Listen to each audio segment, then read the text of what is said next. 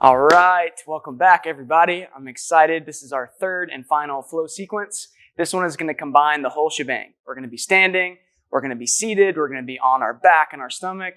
It's going to be great. I'm excited. So we're going to start standing.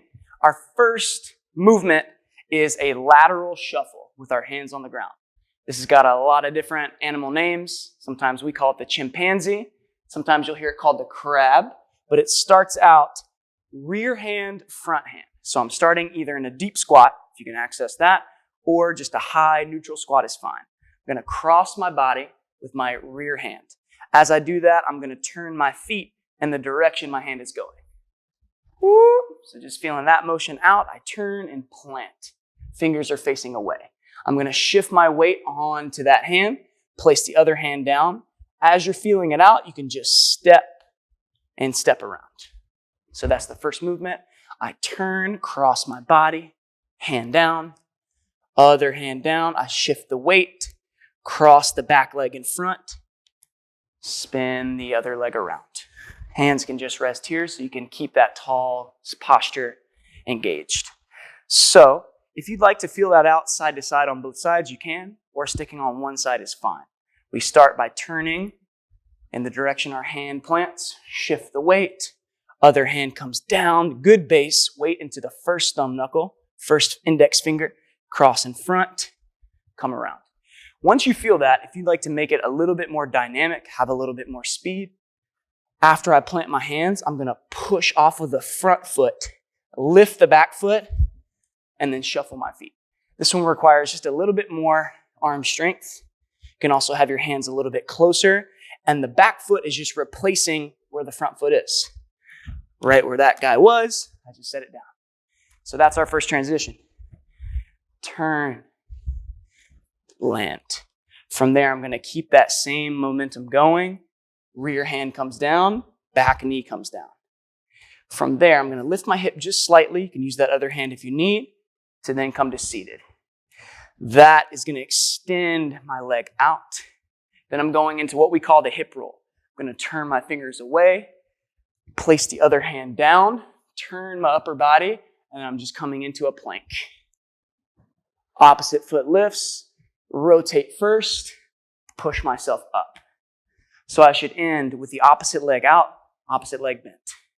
Going back the other way to plank, bend, heel to sit bone, open up, press yourself up. Woo.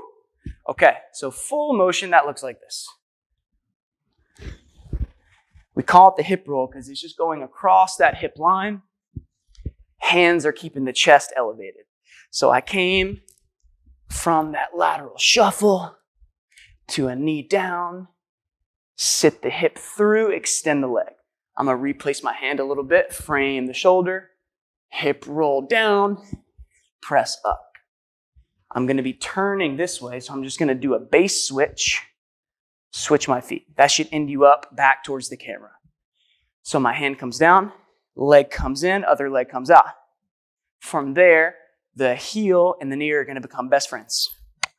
So going from this outstretched position to a S seat, forms an S. We were in this position in the seated sequence. So from there, leg is outstretched, coming down. I'm going to lower down to my side body, same as before. Palm, elbow, shoulder, 1, 2, 3. And then this one you can play a little bit.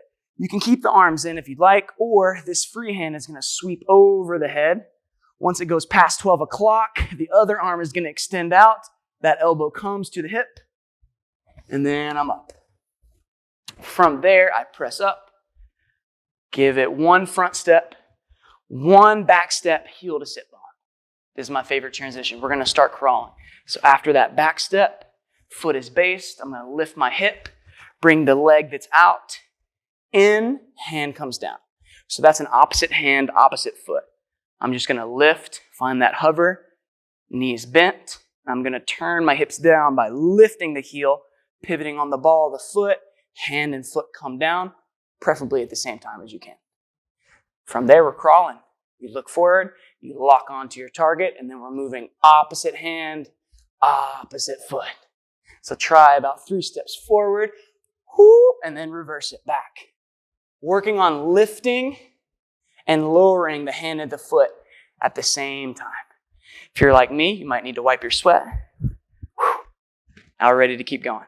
So our last few transitions, after we crawl, 1, 2, our third step is going to bring us right back into that tabletop position. Shoulders over the wrist, hips over the knees. From there, you have the choice just to extend your arm out, or you can find this little corkscrew motion. Sometimes you'll see that referred to as the teacup. We're doing a teacup on the ground. So I take my palm up, bring the palm inside towards my knees, extend it out, shoulder comes down. So I'm going to do it with the other hand. Turn there. Once the shoulder comes down, I'm going to look the opposite way under the armpit. Try not to hold your breath. From the look, now I can shift the weight onto the shoulder and lift my knees. You don't want the side of your head having too much pressure into the ground. You really want it on the shoulder and the lower body. So if you need to adjust your hands to make this feel a little bit easier, I want this to feel comfortable. This hand, my elbow is right over my wrist.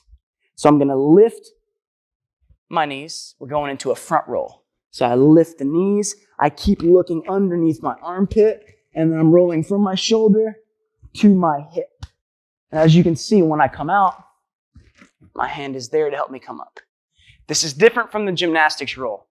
Gymnastics goes right across the spine, like a somersault. We don't want that. We want shoulder to hip for this variation. So whatever shoulder's down, I look underneath the opposite armpit, elbows over the wrist, extend first, weight is on the shoulder, and then you're going to push from the opposite shoulder to the opposite hip. That elbow is grounded. You're going to lean up, come up as before. So a lot of these concepts repeat themselves. I come up that same way, rolling up to my hand. Okay, so I'm going to face back the other way.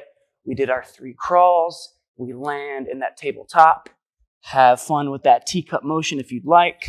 Get a good foundation. Lift the hips. Rolling from the shoulder to the hip. Landing here. Last transition. We're just going to open up that bottom leg. I think you guys know what's coming. Last is our hip roll for the second time. We come up, bring that leg in, then we can start our stillness practice, which is really the point of all this movement, is to move any unstuck energy, any tension you might have, so when you come to a point of rest, there's nothing left. So maybe after you finish that last transition end, just find a moment, hands on the thighs or on the knees, taking a few breaths. So I'll go through that whole sequence one last time, see how it works. Each movement connects to the next.